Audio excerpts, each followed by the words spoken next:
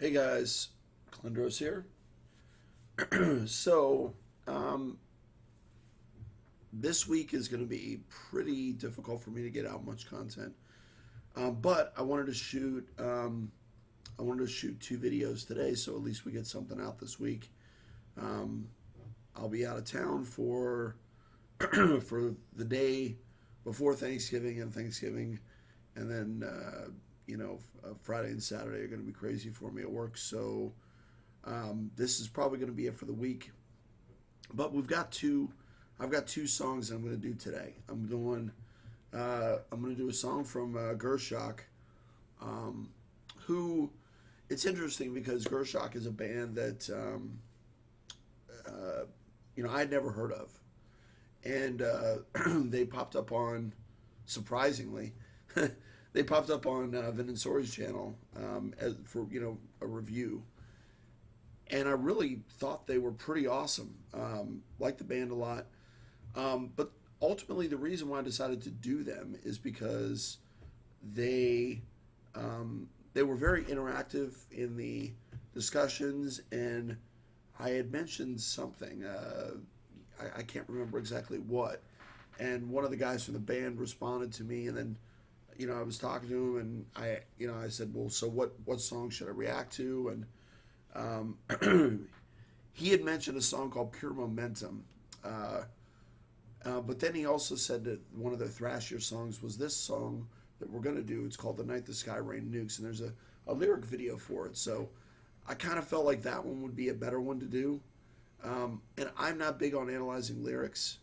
Um, that's that's that's sort of the Vin and Sori specialty. So for me, uh, you know, this one seemed like a more interesting one than the Pure Momentum. I guess is more both lyrically and musically more complex. So if this one goes well, I'll probably do that one later. But I kind of wanted to do this one as sort of an intro to the band, for at least for my channel. So so we've got that one, and then after this, I'm going to shoot a uh, another reaction for which I think this is a record, two reactions in 1 week. Normally, most of my stuff is breakdowns of songs that I've heard before. So the other song I'm going to do is a song from Ashes of Aries, and I haven't decided which song yet. I was looking at something from the new album for sure, but I was looking at different. I was looking at some reviews on the new album to try and figure out which song I might want to tackle. So we'll see what it ends up being, but yeah, certainly something from Ashes of Aries. I've heard two songs from the new album, and I like both of them quite a bit. Um, so obviously it won't be either of those two songs, but um, yeah, I was really into what I heard.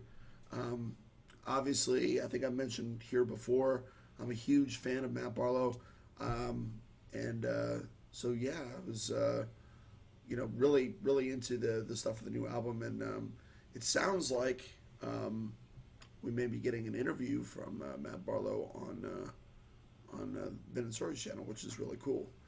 Um, but you know this song, to go back to Gershok, we'll see what this is all about. I have maybe an inkling of what it might be about, but yeah, I'm expecting something very good, because Undead Empire, which was a song that several channels actually have reacted to, is really good. So I think this one's going to be interesting as well.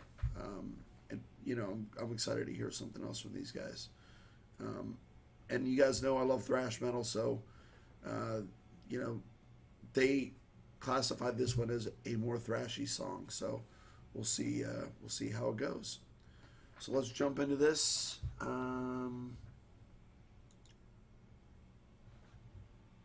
All right, here we go.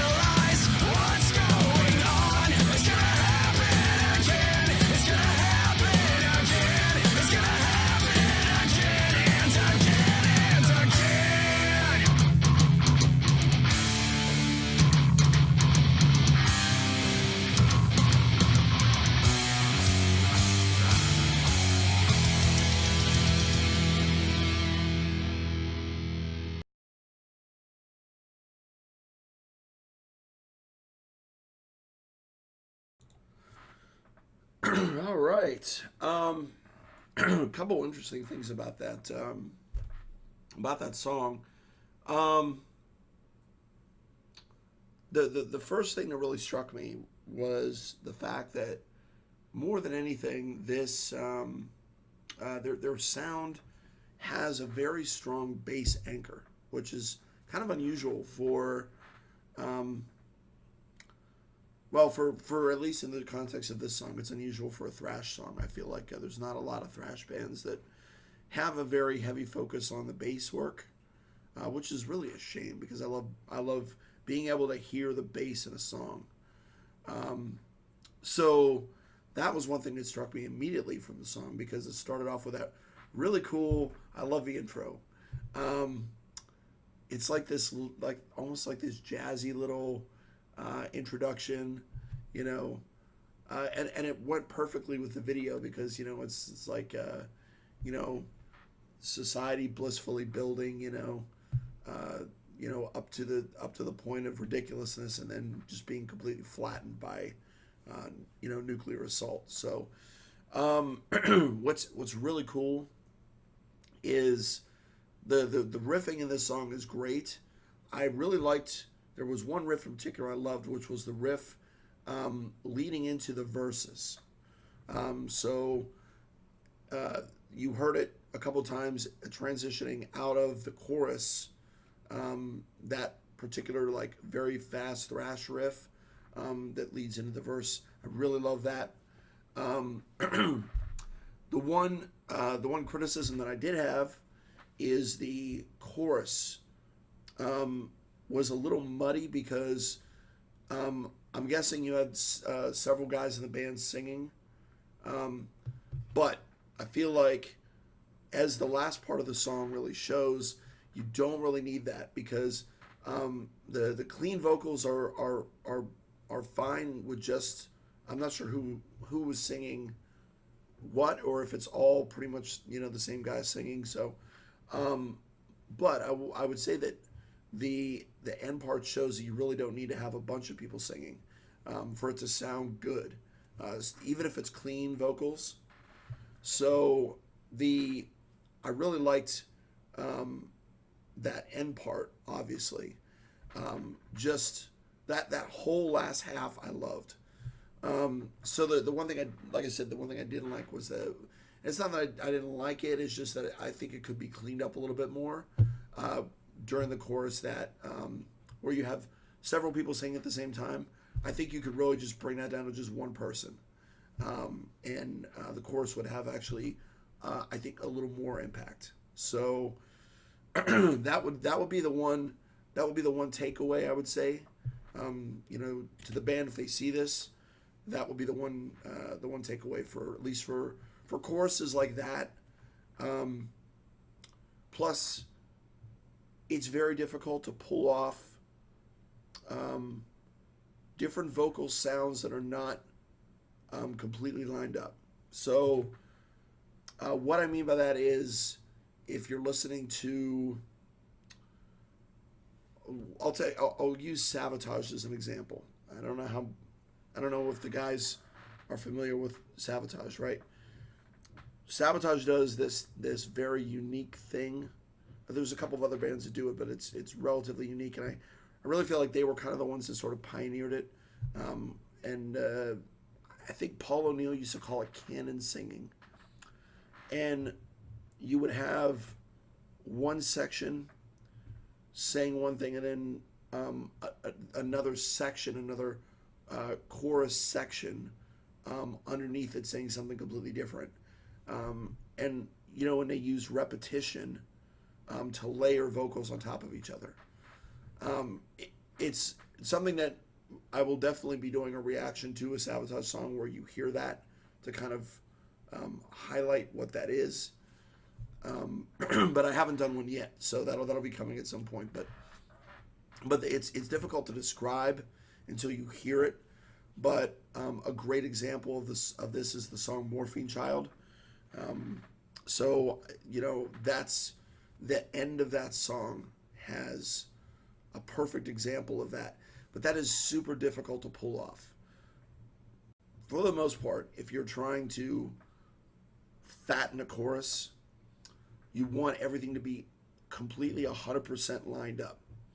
Not necessarily, and not just in cadence, but also relatively close in terms of pitch and everything as well.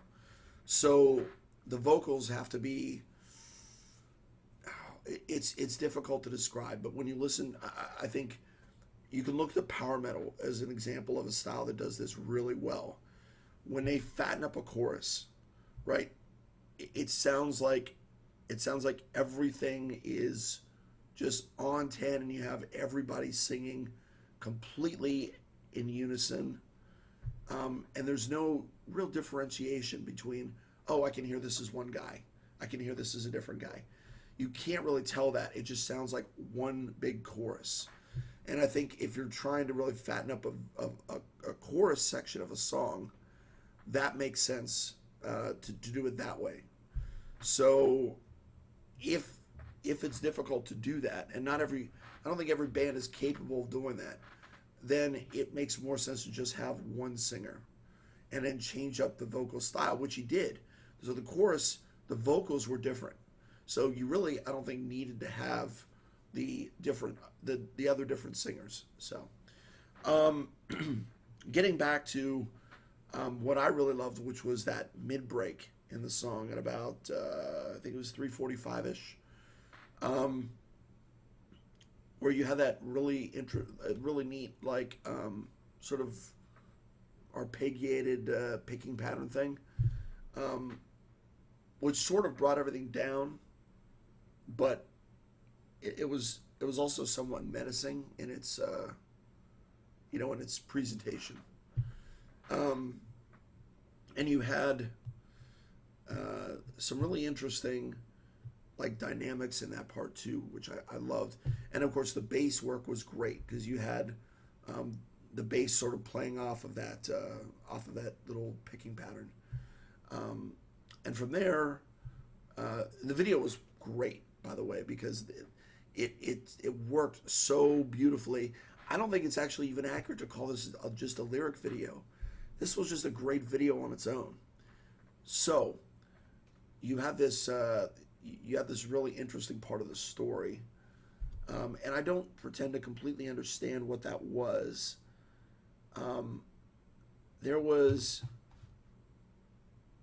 It's kind of like their logo, I think. The guy that was on fire, it looked like in hell or something.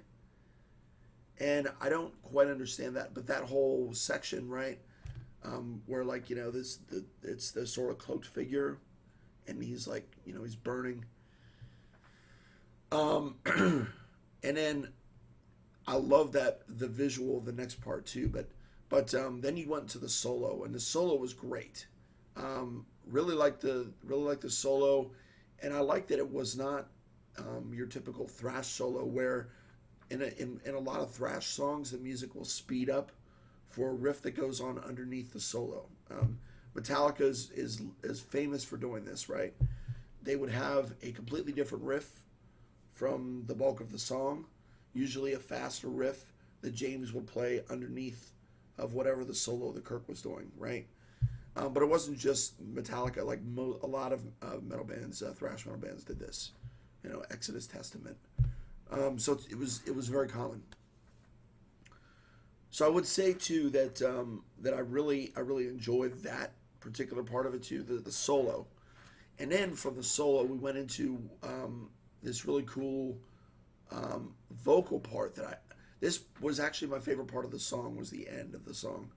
I love the vocals here, and I love the visual that went with the vocals of these, basically the spirits of the people that were killed by this nuclear assault, just sort of floating around, and basically saying it's all going to happen again. It's all going to happen again. So that was really cool. I love the end of the song. I love that whole back half of it, and I loved most of the riffing. All throughout the song was great. The riff that went into that last section with the vocals caught me a little off guard, and it took me a few seconds to get used to it. It's actually a little trickier of a riff, I think, and it reminded me a little bit of, which, I mean, this is going to sound weird. It reminded me a little bit of Winter Sun. Like, if you ever listen to Sons of Winter and Stars, right, there's this riff that happens kind of at the first part of the song, and Jerry always called it, Yari, sorry, I always do that, always called it I think the killer riff or something, but it's a riff it's really weird because it takes you a second to get into it, and then once you sort of figure out, once your brain adjusts to it, because it's such an atypical riff, that you really end up liking it. And that was kind of what happened at the end there, because that riff kind of caught me off guard and it took me a few seconds, but at the same time I was trying to focus on what was going on visually and the vocals too, so it took me a few seconds to get into that. So that was kind of an interesting one for sure. So, and that really was that was the song. And lyrically, he was right. There's not a lot to get into with this one. It's about, I mean, the lyric video tells, I think, a little bit more of a story than the actual song does. Where in the lyric video, it looks like society has, overpopulation and just our need to just build everything up to ridiculous levels, right?